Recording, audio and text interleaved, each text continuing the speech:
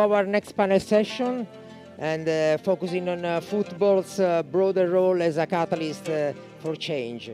So football, is a huge cultural and economic impact, and beyond entertainment, it has the power to influence societies, governance, global narrative, the storytelling. And in this session, we will explore how leagues, federation, and media platforms are using football to drive the transformation, both locally and from an international point of view. So I'm honored to be joined on the stage by four great guests who are leading key efforts on this topic. Mr. Luigi De Siervo again, the CEO of Lega Calcio Serie, welcome again. And Mr. Omar Mugharbel, CEO of Saudi Pro League, welcome. Welcome, thank you so much. And Mr. Ibrahim Aldòssary, CSR Director of Saudi Arabian Football Federation, welcome. And Abdulrahman Abumalih, Chief Executive Officer of Thmanyah. Please, join the stage. Welcome. Welcome, thank you so much. Thank you, we can sit and we can start. Before we start, always the note for the audience that some intervention will be delivered also in different languages, so the simultaneous translation is available on the seats. So I would like to start with Luigi De Siervo, this panel. No? I will speak in Italian. Dottor De Siervo, la Serie A ha una lunga tradizione internazionale, ovviamente, soprattutto negli ultimi anni. In che modo questo rapporto con l'Arabia Saudita rappresenta, un'evoluzione di questa strategia, o che direzione sta prendendo? Grazie a tutti. La Serie A ha iniziato la propria capacità di trasferire all'estero quella sport diplomacy che citava il nostro ambasciatore già nel 1993. Quello che è successo è che in un tempo che sembra ormai molto lontano, nel 2018 abbiamo sottoscritto un accordo strategico con il ministro dello sport saudita e abbiamo deciso di portare all'estero in maniera stabile, in un paese importante come l'Arabia Saudita, in un contesto estremamente diverso da quello attuale, in cui siamo stati i primi, e questo lo rivendichiamo fortemente oggi, che l'Arabia Saudita è finalmente al centro di quello che è la mappa degli grandi eventi sportivi nel mondo. In quel momento abbiamo capito che qua stava cambiando qualcosa, che qua lo sport andava ben oltre quella che era l'elemento sportivo e di intrattenimento con cui siamo abituati a trattarlo. Era davvero la capacità di creare un ponte. Quindi da quell'esperienza del gennaio del 2019 abbiamo cercato di andare oltre l'evento sportivo. Questo è un esempio concreto di quello che cerchiamo di fare, la capacità di costruire dei ponti con degli accordi tra le istituzioni sportive più importanti del paese saudita, italiano, cercando di creare delle partnership che potessero aiutare ad accelerare il processo di crescita, di questo paese nel mondo del calcio e dello sport. Chiudo dicendo che in Italia il calcio è più di una religione, lo sappiamo noi italiani, è un elemento centrale della nostra vita sociale. Crediamo che questa leadership che abbiamo conquistato nel tempo possa essere condivisa con dei paesi ambiziosi come l'Arabia Saudita, che hanno all'interno una visione molto importante e che pongono al centro non soltanto l'elemento sportivo, ma le crescite di un sistema che tiene insieme il calcio maschile e il calcio femminile, soprattutto in una chiave evolutiva come può essere quella di un campionato del mondo. Quindi grazie ancora. Grazie mille, Dr. De Siervo, thank you so much. I want to move to the CEO of Saudi Pro League because Mr. Mugharbel, the Saudi Pro League is moving faster, no? Is one of the is one of the most leagues that is moving faster in the recent years, no? What kind of responsibilities such a rapid pace of change is is comporting. How can you can ensure that it has a lasting impact during the years?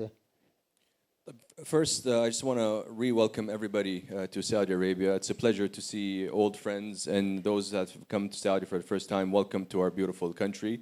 I hope you enjoy everything that we have to offer. And definitely best of luck for the two teams who are going to battle it out for the Super Cup final today.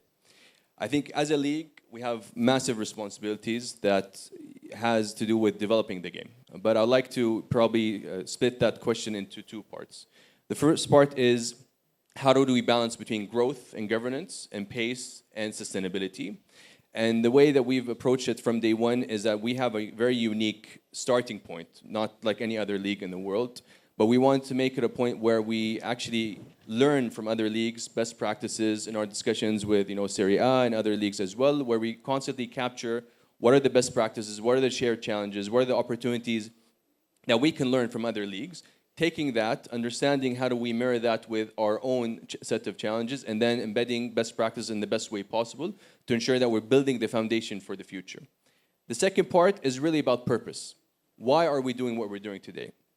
And contrary to what there might be in terms of different messages of why we're doing this, the reality is that we are a football-loving nation, and first and foremost, we're building the league and developing the league to honor the loyalty and the passion that we have for football. So those two parts, I think they are the driving force behind how are we developing the league, ensuring that we're making the right choices in terms of sustainability, how we develop our commercial assets, how we develop our clubs, our governance, our financials, etc., to make sure that we're not only building something exciting, but we're also building something that's sustainable for the future. Okay, thank you. You were speaking about some goals, You have some important goals to reach. In which way the Italian football, this collaboration with Serie A is helping you in this direction? So we have, from day one, we've opened up the league to everybody in the world. So today we have very strong relationships with almost every league in the world, either directly or through forums or through even certain projects. We've been discussing a lot with Siervo through Luigi and his team, different aspects, like most recently competition structure, calendaring, commercial, fan engagement, etc. And these are open dialogues that only allow us to access what others have excelled in terms of the institutional maturity and how we can reflect that on the league, but also how we develop our clubs.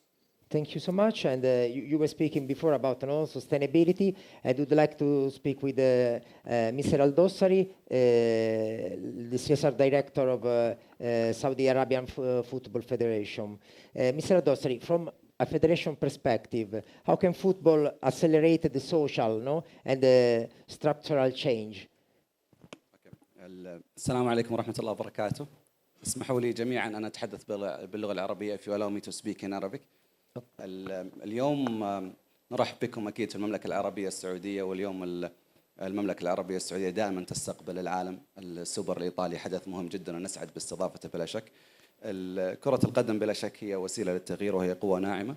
اسمحوا لي أن أقتبس من الخطاب الرائع لسعادة وكيل الوزارة حين قالت هو ليس طموح ما بعد كرة القدم، هو واقع ووصف دقيق لما نعيشه اليوم. اليوم كرة القدم في المملكة العربية السعودية هي ترند عالمي، ونحن نواكب هذا الترند وهذه السمعة الجيدة أيضا ببرامج مجتمعية وإنسانية. كرة القدم هي رياضة مجتمعية بالمقام الأول. الجميع في المملكة العربية السعودية إما متابع أو ممارس لرياضة كرة القدم، لذلك اليوم نواكب هذه السمعة من خلال برامج مهمة جدا.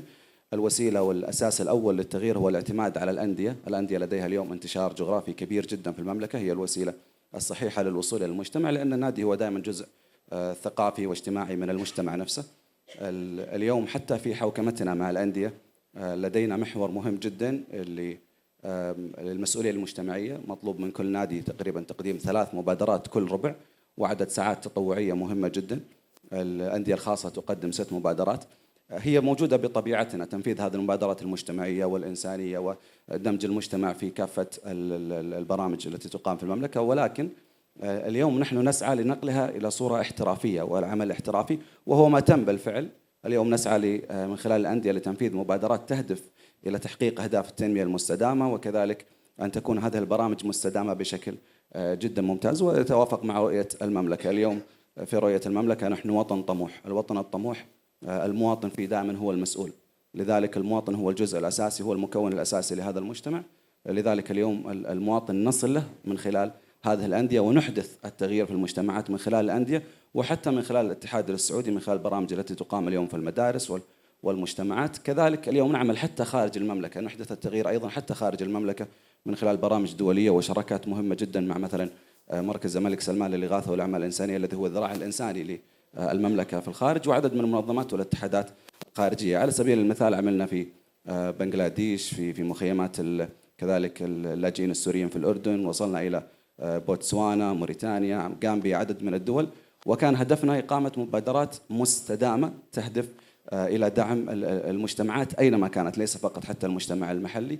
اليوم لدينا أكاديمية تعتبر بنش مارك وعلامة فارقة في مخيم الزعتري، دربنا فيها المدربين والحكام من الجنسين، وكذلك لدينا فرق من اللاجئين. من يصدق أن اليوم هذا المخيم يصدر لاعبين ومدربين وحكام للعالم دون أن يكون هناك أي عقد أو مكاسب تجارية للاتحاد، هو فقط مجرد برنامج مجتمعي ودعم إنساني يهدف إلى التغيير. Thank you so much, and thank you for your insight. And let's focus on the media content dimension. So I'm going to Mr. Abdumalih. What is the strategic value, the CEO of Thmanyah, what is the strategic value of holding rights both of a domestic league like the Saudi Pro League and an international trophy like the Italian Super Cup? Well, for us to have the Saudi Pro League was a goal. So we've been creating content for almost 10 years, all right? And to create a platform that people would go to, you have to have an IP that people like. And there is no better than Saudi Pro League for such an IP in this region. So we were in talks with the Saudi Pro League for a long time, I guess, to acquire the rights for the Saudi Pro League, to create a platform where people can go to. And that was our goal. And now, since we have the Saudi Pro League, we had millions of people on our platforms. And they come in like every single week to watch games. So our goal now is to create a library that people would go to every single day. So that would lead us to acquire more IPs. It doesn't matter whether it's a domestic or international. What people would be looking for is something that we're gonna have, I guess. So yeah, it doesn't matter whether it's domestic or international. What people like is something that we're gonna acquire, I guess. Thank you so much. And I would like to know how, just for going deeper, which kind of content maybe the Arabic fans like of the Italian football? Say it again. Which kind of contents the Arabic fans like more about Italian football? I don't know if highlights or I don't know the videos Lega Serie is producing. No, there are a lot of people out watching the Serie, and they like the Italian clubs, and there is a huge base fan of the Italian sports in Saudi and in the Arab countries. So the content that you create around these matches is something that will amplify the matches, and since there is the eager to watch these games, I mean, the more content that you produce is... Okay. Just but I don't have something specific. Thank you so much. It was just a personal curiosity. Let's go back to Lega Serie CEO, Luigi De Siervo. Dottor De Siervo, no? Stiamo parlando appunto del dialogo, no? Tra l'Italia e l'Arabia Saudita. Che valore ha per il calcio italiano appunto dialogare con questo ecosistema molto variegato, in continua trasformazione? E poi volevo anche aggiungere questa seconda domanda: dove termina la competizione, visto che si sta parlando tra Serie A e Saudi Pro League, e dove inizia la sinergia e la collaborazione con un'altra federazione, con un'altra lega? Diciamo che con la Saudi Pro League, grazie all'arrivo del mio amico Omar, abbiamo costruito finalmente una sinergia importante, sediamo entrambi nel board delle leghe mondiali, all'interno del quale si decidono un po' le strategie rispetto a quelli che sono, diciamo, gli elementi evolutivi di un mercato sempre più complicato.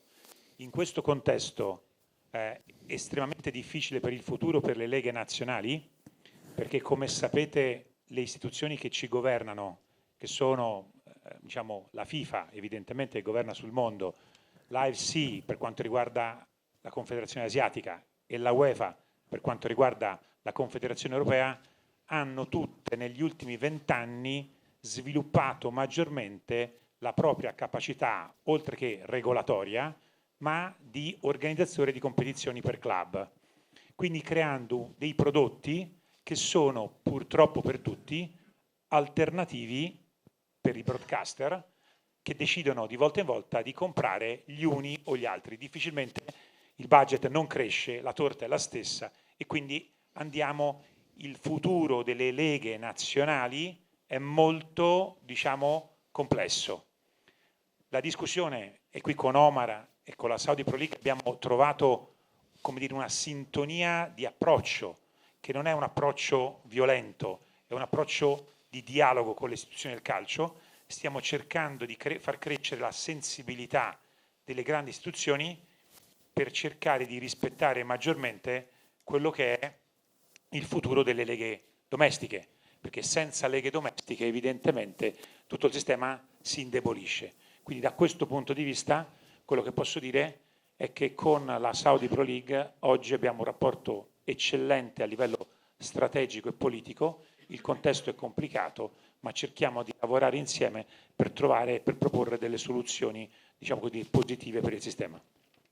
Grazie mille, Dottor De Siervo. I would like to go back now to Mugharbel, the CEO of Saudi Pro League, just because Mr. De Siervo just now is speaking about the collaboration between leagues.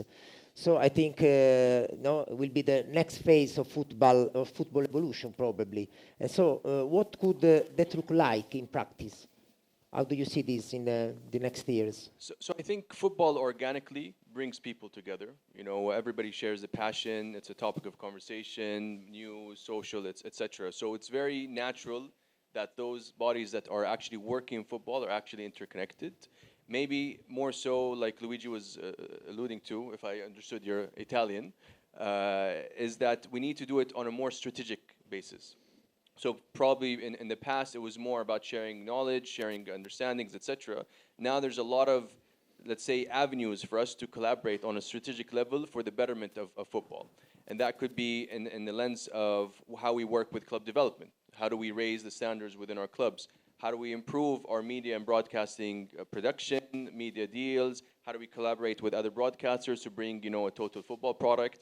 How do we work on governance? How do we establish better relationships with our federations or confederations as well?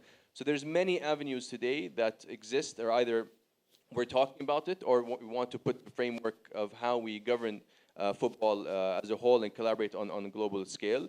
I wouldn't limit it to any specific, I think, dynamic, because at the end of the day, football is football, and every league has its own unique challenges, but also shared challenges as well. So having that dialogue on an ongoing basis and identifying what can we do to improve the love of the game and to offer something better for the Football World Committee is something that has to be an ongoing dialogue. Thank you so much. So it's a matter of collaboration. So it's what we are trying to doing today, and also the Italian Serie with you.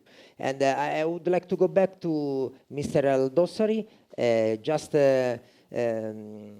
My question is about the cultural barriers. Are they still existing in football?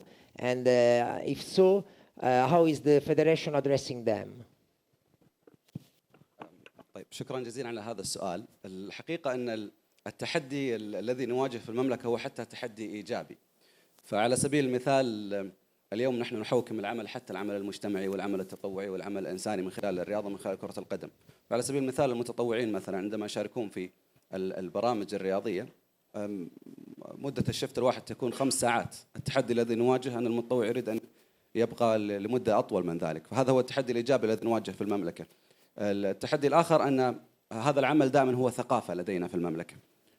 كيف ننقله من ثقافة إلى عمل احترافي، ونحن نسير في هذا الاتجاه ونجحنا ولله الحمد بشكل كبير جدا. ولكن هذا هو التحدي الكبير الذي نواجهه، كيف ننقل هذه الثقافة إلى عمل احترافي ممنهج. واليوم حتى مع الثقافات المحيطة عندما ننفذ برامج مثلا على المستوى الدولي في دول محيطة، مثلا في المخيم الزعتري لا تختلف الثقافة العربية مثلا السورية عن الثقافة العربية السعودية كثيرا، ولكن دائما التحدي دائما موجود، الرغبة في الفوز موجود، الرغبة في الانتصار، حتى في البرامج الإنسانية هناك منافسة دائما إيجابية. والشيء الجميل الذي تخلقه دائما هذه التحديات التي نواجهها في العمل الرياضي، مثلا المنافسة في كرة القدم قد تكون على سبيل المثال بين المتصدر الدوري ووصيف الدوري، ولكن في المسؤولية الاجتماعية قد تكون المنافسة بين متصدر الدوري ونادي من الدرجة الثانية. هذه من التحديات التي نواجهها اليوم، أن الإقبال أصبح على المسؤولية الاجتماعية وانتقالها من كونها ثقافة إلى عمل احترافي أصبح مطلوب بشكل جدا كبير، ولله الحمد أكرر أننا نجحنا فيه بشكل كبير. Thank you so much. And back to Abumalih. I was just asking you about Thmanyah, is redefining, the digital storytelling in this area. So I would like to know how are you using football content to redefine also the way the local audiences consume, interact with the sport in general? Go ahead. No, the thing is, we don't treat football as 90 minutes.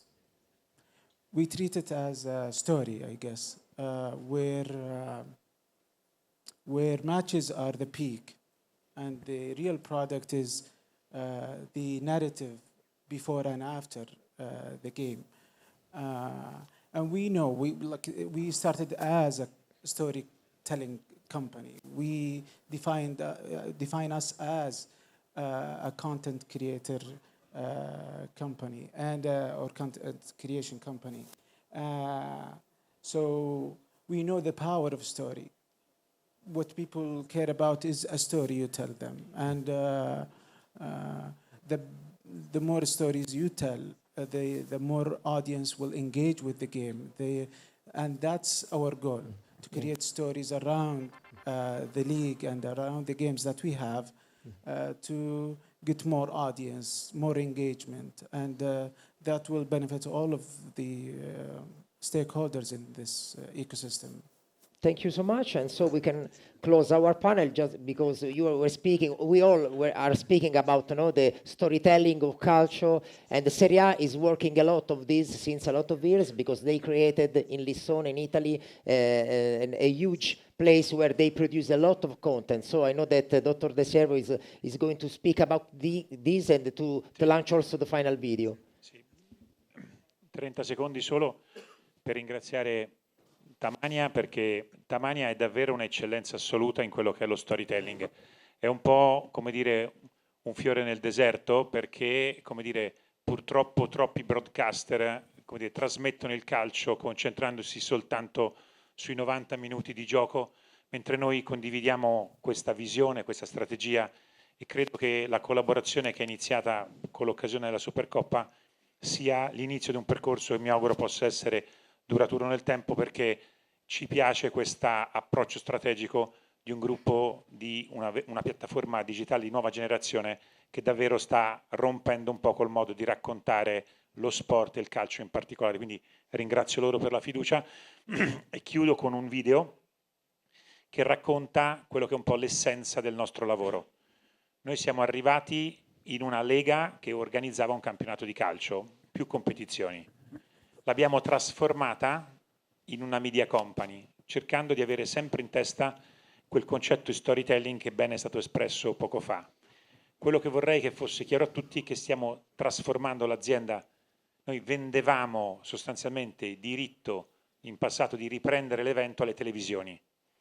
Oggi abbiamo già creato una struttura, la vedrete, capace di creare contenuto, di dargli quel valore narrativo di cui abbiamo parlato, ma soprattutto stiamo trasformando quella che era un'azienda che faceva un business to business, cioè vendeva ad altri soggetti che poi un rapporto finale con i fan, in un'azienda che nell'arco dei prossimi 3 anni arriverà a gestire, a dialogare correttamente tutti i giorni con i nostri tifosi. Quindi chiederei, se possibile, alla regia di far partire un breve video che racconta meglio di me quello che vi stavo cercando di spiegare.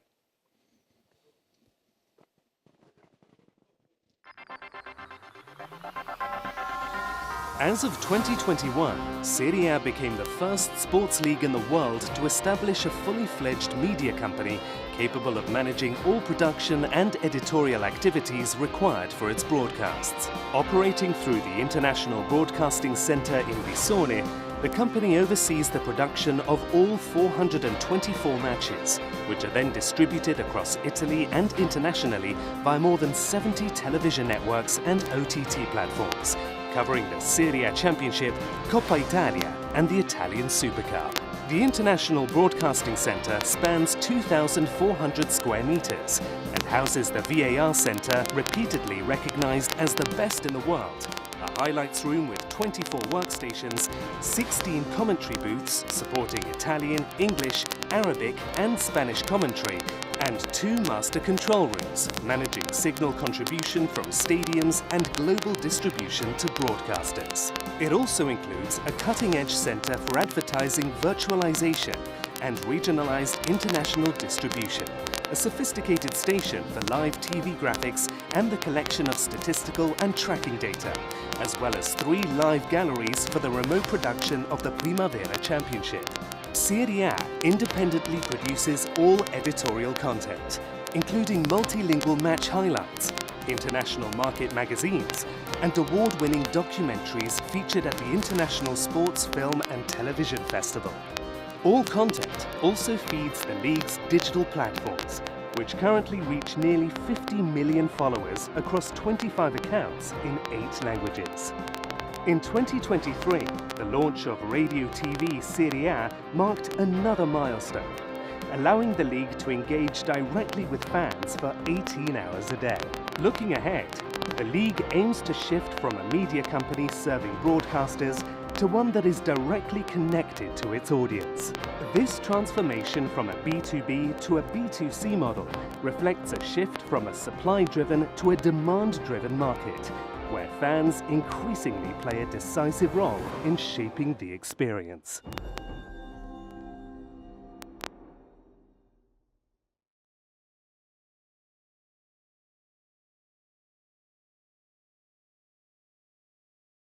Speaker for their contributions, and so please join me in thanking them. We can move on to the next panel because timing is is asking us. Thank you so much.